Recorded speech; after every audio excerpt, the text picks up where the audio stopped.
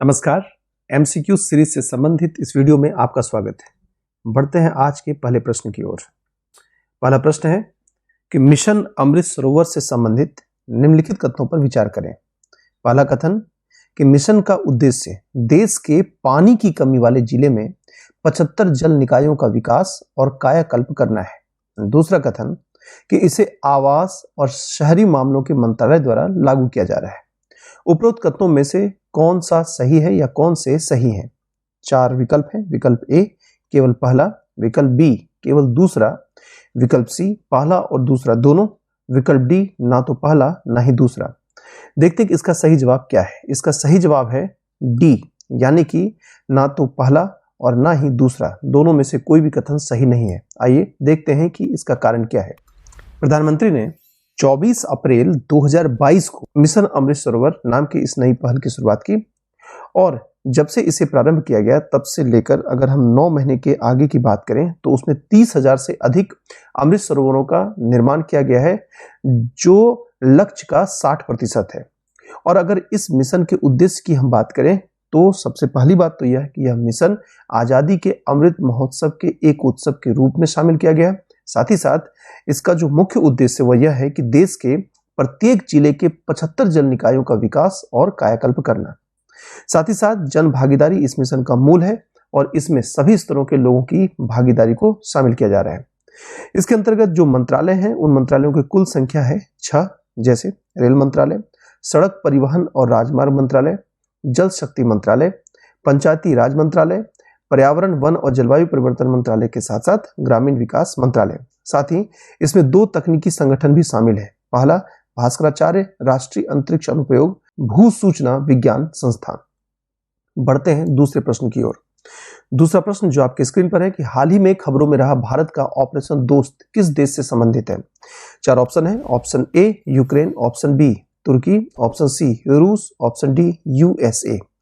इसका सही जवाब है बी, मतलब तुर्की। आइए करते हैं इसकी व्याख्या।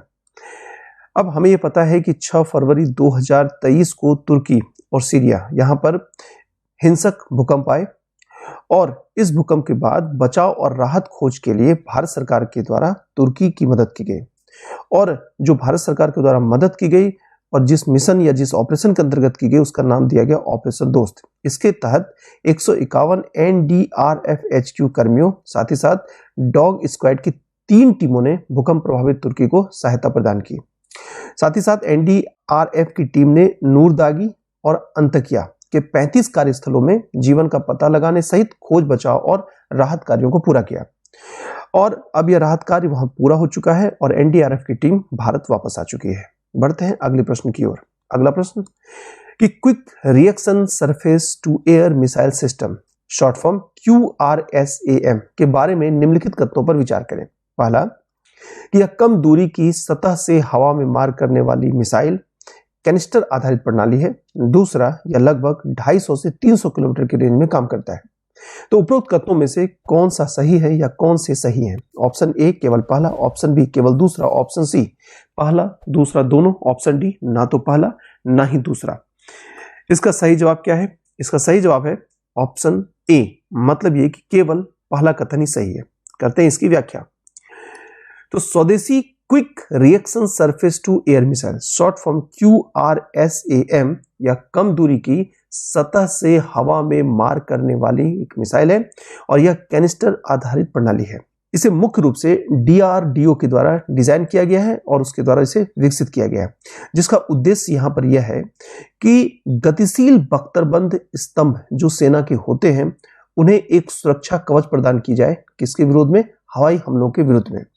उसके साथ ही इसके अगर रेंज की हम बात करें तो यह 25 से 30 किलोमीटर की रेंज वाली होती है। साथ ही साथ QRSAM हथियार प्रणाली की विशेषता यह है कि यह खोज और ट्रैक क्षमता के साथ साथ चलते फिरते काम करती है। साथ ही साथ अगर 2 फायर के बीच की समय की हम बात करें तो उसमें यह काफी कम देर लगाती है, मतलब यह हॉल्ट काफी कम समय का लेती है।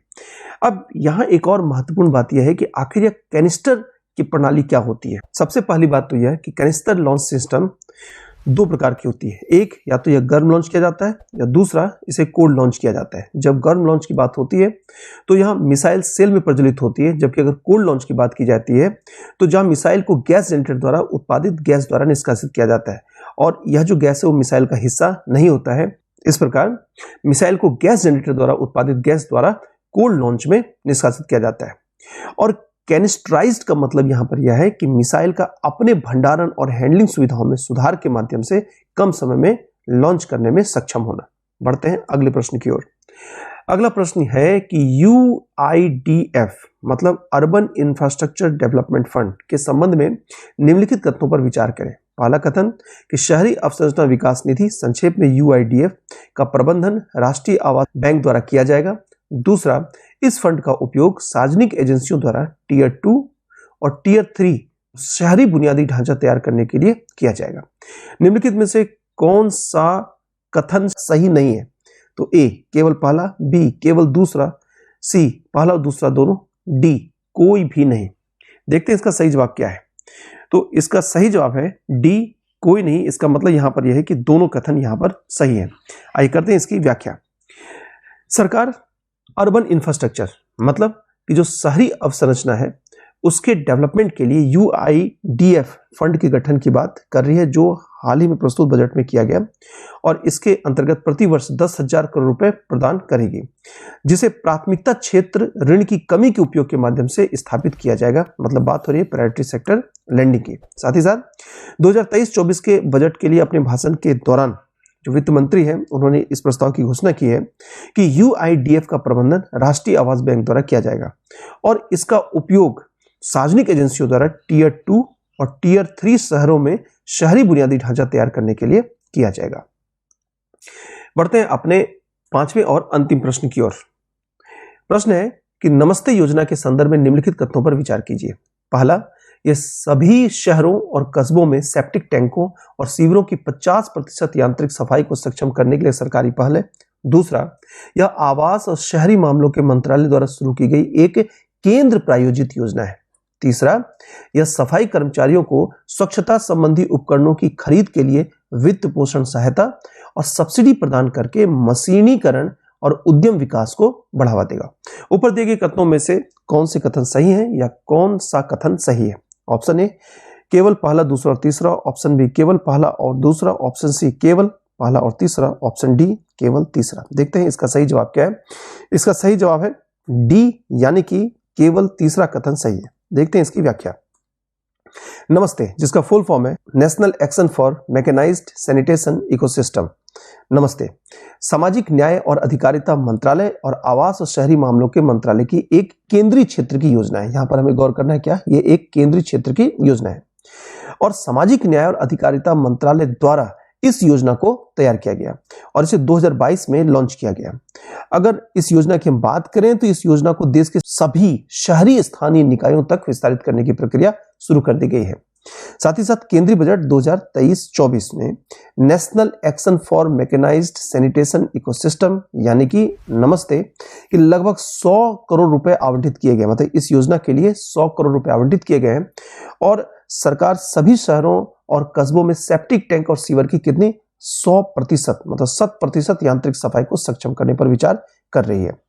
इसके अलावा यह योजना सफाई कर्मचारियों को स्वच्छता संबंधी उपकरणों की खरीद के लिए वित्त पोषण सहायता और सब्सिडी प्रदान करके मशीनीकरण और उद्यम विकास को बढ़ावा देगा। तो इस प्रकार इस वीडियो में हमने पहले की तरह कुल 5 प्रश्नों पर विचार किया। इसके साथ ही इस वीडियो को विराम देते हैं, फिर मिलते हैं नए प्रश्नों के साथ। नमस्कार। Don't forget to like, share and subscribe to our channel and press the bell icon to never miss an update.